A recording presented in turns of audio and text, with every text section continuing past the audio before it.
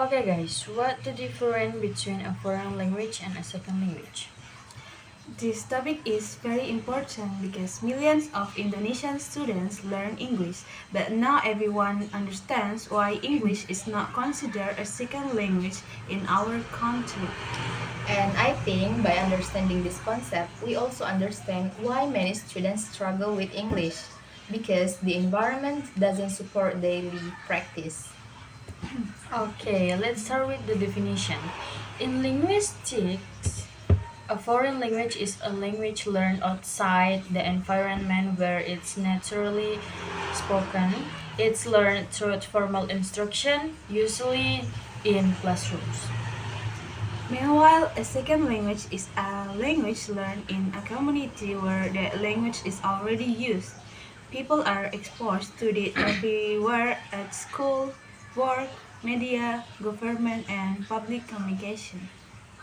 So linguistically, the difference is not only where we learn it or where you learn it, but whether the society use the language as a communication tool.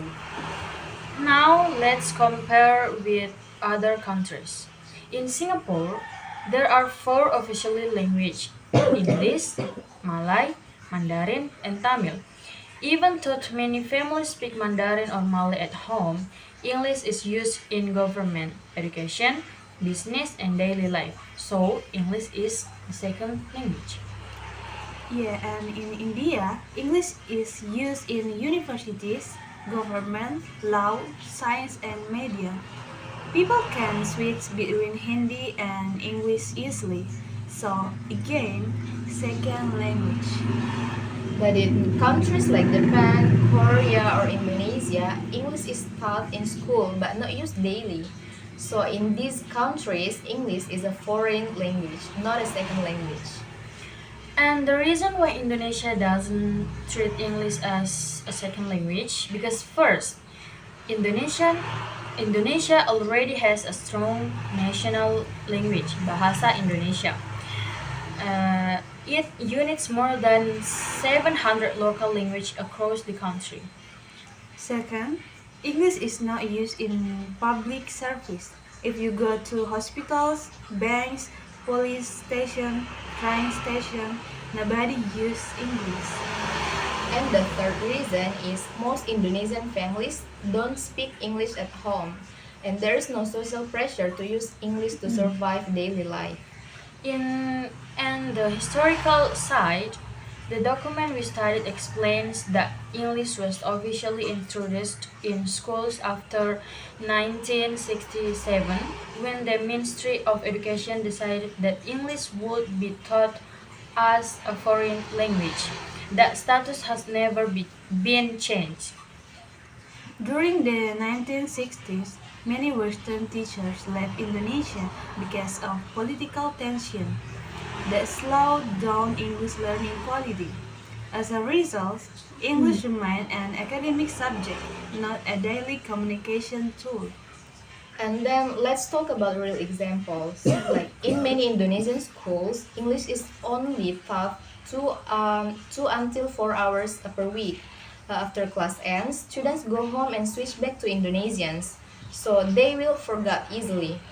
And some students can get high score on grammar tests, but when meeting for foreigners, they feel nervous and confused. That because they rarely practice speaking. In fact, some regions don't have English teachers with good English skills, especially in rural areas, so the quality is not equal. And the document also says that English is a big business. Indonesia spends millions of dollars buying textbooks, audiovisual materials, and hiring instructors from the US, UK, and Australia. There are expensive English courses everywhere, like private schools, online classes, international schools, but still English doesn't become a daily communication tool. So, even if many people learn it, its status does not change.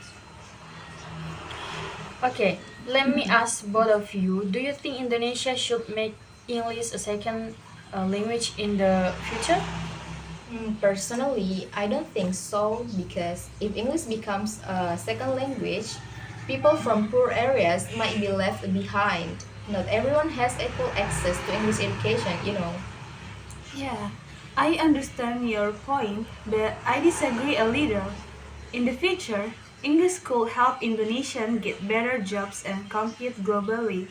Technology, science, and international business all use English. Okay, interesting. So, Ani focuses on equality while Yoon focuses on global advantage. Both, uh, both arguments are valid. Maybe the best solution is not making English a second language, but improving English teaching and access. And I think in the future possibility in big cities like Jakarta, Bali, and Batam, English use is increasing. Tourists, foreign workers, and international schools are growing. Some children speak English in social media and online games. Yes, but that only happens in urban areas. Millions of students in rural areas still struggle even with Indonesian. So maybe English will become more common, but still not enough to change its status from foreign language to second language. And if English became a second language, our education system would need huge changes. We would need bilingual teachers, bilingual textbooks, and English speaking environment. And society must be ready too. People should be willing to use English in daily life, not just in classrooms. But for now, English stays as a foreign language because Indonesians don't need English to survive daily communication. Oh, okay, guys. I think the point of this discussion are a foreign language is learned in class and rarely used in society, and a second language is used for communication in public life. And English in Indonesia is a foreign language because it is not used in daily communication, only in education and certain formal context. And I think that these discussions will help us or will help us understand the differences between the foreign language and the second language in Indonesia more clearly. I think so. Okay, I think that's all from us. Thank you.